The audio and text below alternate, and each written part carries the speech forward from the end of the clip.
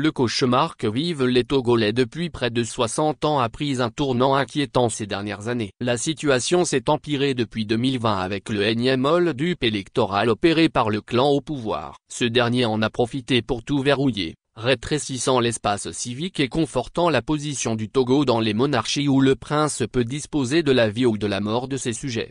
Ce plan impensable dans une démocratie a d'ailleurs commencé bien avant 2020. Dans une sortie, Gilbert Bavara, cet autre cacique du régime en place, déclarait qu'il n'y aura plus de 19 août au Togo, faisant allusion aux grandes manifestations déclenchées par le Parti national panafricain, PNP, le 19 août 2017 au Togo, qui a abouti à l'installation de la coalition des 14 partis de l'opposition, C14, et fortement secoué le clan au pouvoir.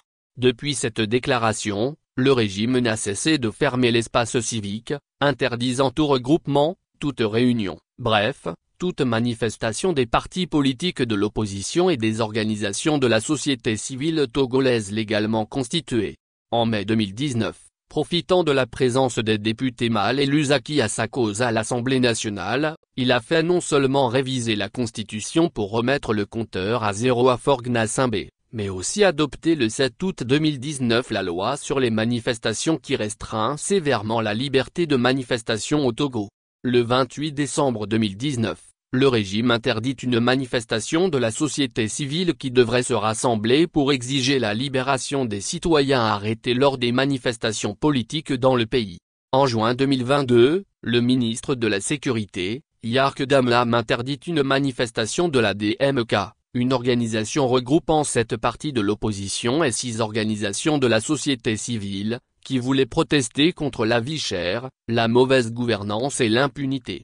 Le 26 mai 2023, une rencontre de responsables politiques et acteurs de la société civile du Togo, au centre Brotéome à Lomé, est interdite. Reportée au 9 juin, le pouvoir, au mépris de la Constitution, réitère l'interdiction d'une rencontre pacifique, sans danger pour l'ordre public.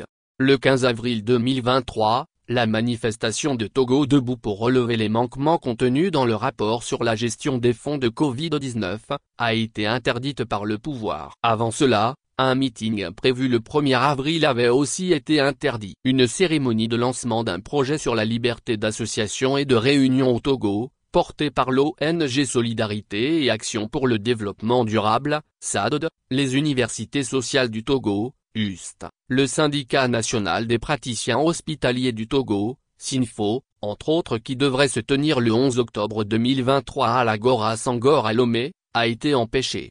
En janvier 2024, la Dynamique pour la majorité du peuple, DMP, a prévu une manifestation pour protester contre l'incapacité du gouvernement à organiser les élections législatives dans le délai constitutionnel. Mais la manifestation, comme d'habitude, a été interdite. Les universités sociales du Togo, UST, une plateforme associative composée de 21 organisations de la société civile qui militent pour le respect des droits de l'homme, la démocratie, et fait de la sensibilisation des populations et leur bien-être, a vu nombreux de ces manifestations publiques, conférences de presse, réunions à son siège interdites par les autorités togolaises.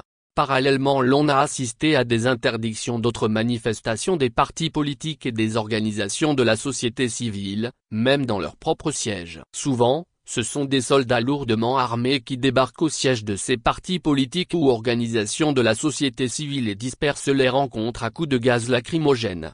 C'est le cas encore ce mercredi 27 mars 2024 à Lomé où des regroupements de partis politiques et d'organisations de la société civile, qui voulaient tenir une rencontre avec la presse pour manifester leur indignation contre le coup d'État constitutionnel opéré par les députés illégitimes le lundi 25 mars dernier, ont été empêchés manu militari par des hommes en uniforme.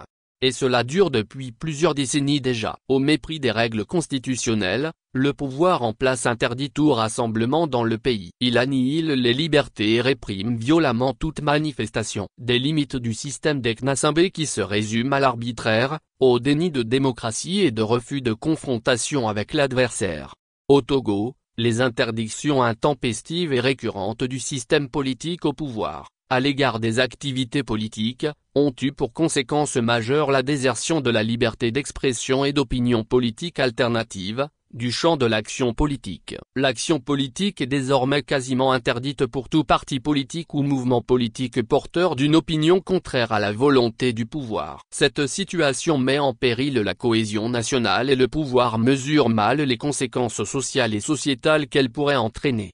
Le pire, c'est que ces partis et organisations ne peuvent même organiser plus une petite réunion dans la plus petite salle au sein de leur siège. Tout porte à croire aujourd'hui que personne n'est autorisé à parler de la politique, du moins de ce qui ne va pas dans le pays. Tous sont appelés à chanter la gloire du monarque. Pas question de discuter, encore moins de critiquer les actes du régime qui portent préjudice à l'héritage commun qu'est le Togo. À cette allure, même dans leur cuisine, les Togolais ne peuvent parler de leur pays. Puisque la répression systématique est devenue la chose la mieux partagée, un aspect de la démocratie inventé par le clan au pouvoir. D'ailleurs, un cacique de ce régime n'avait-il pas déjà dit que la répression est un facteur de la démocratie ?